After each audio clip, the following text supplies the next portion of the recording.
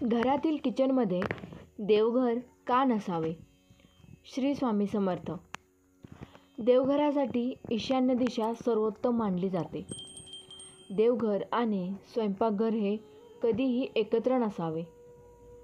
प्रत्येक घरात देवघर असतं, मग ते छोटे असो वा मोठे. देवघरात आपले देव, आपलं कुलदैवत वास्तव्य करत असतं. दररोज देवांची पूजा केली जाते. या देवांची कृपादृष्टी आपल्यावर असते असे सगळेजण मानतात. एक काळ होता जेव्हा देवघरासाठी वेगळी खोली होती, पण आता जागा लहान झाल्यामुळे देवघरासाठी खोलीमधील एक कोपरा निश्चित केला जातो. अनेकदा तुम्ही पाहिलं असेल, देवघर हे स्वयंपाकघरात अर्थात किचनमध्ये असते. जागेअभावी ती केलेली एक सोय आहे, पण किचनमध्ये देवघर असणे वास्तूच्या दृष्टिकोनातून किती योग्य आहे किंवा नाही ते या लेखात जाणून घेणार आहोत. व्हिडिओमध्ये पुढे जाण्याआधी लक्ष्मी मातेचा आशीर्वाद सदैव आपल्यावर राहावा यासाठी व्हिडिओला एक लाईक करा, चॅनेल सबस्क्राईब करा आणि कॉमेंट बॉक्समध्ये जय लक्ष्मी माता नक्की लिहा. देवघर एक पवित्र स्थान आहे. वास्तुशास्त्रानुसार जर तुमच्या घरातील कोणतीही जागा योग्य पद्धतीने व्यवस्थित नसेल तर वास्तुदोष निर्माण होऊ शकतो. अशाच प्रकारे अनेकांच्या घरात जागेअभावी घराच्या किचनमध्येच देवघर उभारले जाते. अशी मान्यता आहे की ज्या ठिकाणी देवघर आहे ती जागा स्वच्छ आणि कोणत्याही व्यसनापासून मुक्त असावी. खरं तर देवघराची जागा घरात वेगळीच म्हणजे इतर स्थानांपासून दूर असावी. देवघर अशा जागी असायला हवे जिथे जास्त आवाज किंवा गोंगाट नसेल. देवघर शांत जागी हवे, तरच तुमचे मन शांत होऊ शकते.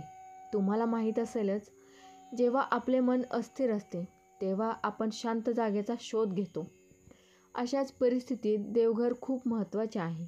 देवघर ही घरातील अत्यंत पवित्र जागा आहे, वास्तू आहे, जिथे दररोज पूजापाठ, धार्मिक अनुष्ठान, ध्यानधारणा केली जाते. 1. देवघर म्हणजे आध्यात्मिक ऊर्जा आणि सकारात्मकतेचे स्रोत मानले जाते. त्यामुळे देवघरासाठी अशी जागा हवी जिथे आध्यात्मिक ऊर्जा वाढेल. 2. वास्तुशास्त्रानुसार देवघर अशा ठिकाणी हवे जी जागा शांत आणि स्वच्छ असेल, ध्यानधारणा आणि प्रार्थनेसाठी अनुकूल असेल. 3. देवघरासाठी ईशान्य दिशा सर्वोत्तम मानली जाते, कारण ही दिशा ऊर्जेच्या नैसर्गिक प्रवाहाशी सुसंगत आहे. 4. देवघर नेहमी स्वच्छ आणि व्यवस्थित असावे, तसेच प्रकाशाची व्यवस्था उत्तम असावी. वास्तुशास्त्रानुसार देवघर आणि स्वयंपाकघर कधीही एकत्र नसावे, कारण किचन अग्नी तत्वाशी संबंधित असते. त्यामुळे देवघरातील सकारात्मक ऊर्जा बाधित होऊ शकते. देवघर म्हणजे शांतता, तर किचन म्हणजे अग्नी. हे दोन्ही विरोधाभास आहेत, हे तर आपल्याला माहीतच असेल. याशिवाय पूजेचे स्थान किचनपासून वेगळे ठेवणे आवश्यक आहे, कारण किचनमध्ये स्वयंपाकाच्या प्रक्रियेतील गोंधळामुळे पूजेची पवित्रता प्रभावित होऊ शकते. स्वयंपाकघर हे घरातील एक असे स्थान आहे जिथे अन्न तयार केले जाते. त्यासाठी विविध पदार्थ आपण वापरतो. वारंवार तिथे काही ना काही शिजवले जाते. तसेच काही घरात मांसाहार देखील केला जातो. यामुळे किचनमध्ये अशुद्धता राहू शकते किंवा त्याचा परिणाम थेट देवघरातील ऊर्जेवर होऊ शकतो. किचनमध्ये सर्व प्रकारचे अन्न बनवले जाते. आणि जर त्या ठिकाणी पूजेचे स्थान असेल तर मंदिराच्या पवित्रतेवर याचा परिणाम होऊ शकतो. किचन आणि पूजेच्या स्थानामध्ये सामंजस्य राखण्यासाठी दोन्ही एकत्र ठेवू नयेत असे सांगितले जाते. किचन आणि देवघर एकत्र ठेवले तर पूजा करताना अडथळा येऊ शकतो. किचन हे एक असे स्थान आहे जे नेहमी क्रियाशील असते.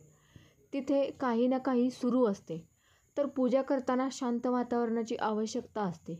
किचनमध्ये होणारे आवाज किंवा सुगंध पूजा करताना तुम्हाला विचलित करू शकतात.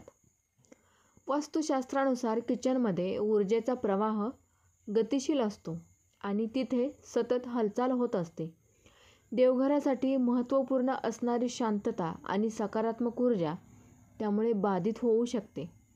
त्यामुळे किचन आणि देवघर एकत्र ठेवू नये. काही कारणामुळे देवघर जर किचनमध्ये असेल तर वास्तुशास्त्रानुसार ते योग्य नाही. असे केल्याने मंदिराची पवित्रता बाधित होऊ शकते आणि यामुळे घरात वास्तुदोष निर्माण होऊ शकतात. तर मित्रांनो, ही माहिती आपल्याला कशी वाटली कमेंटद्वारे नक्की कळवा. व्हिडिओ जास्तीत जास्त शेअर करा, व्हिडिओला लाईक करा, चॅनेल सबस्क्राईब करा. धन्यवाद.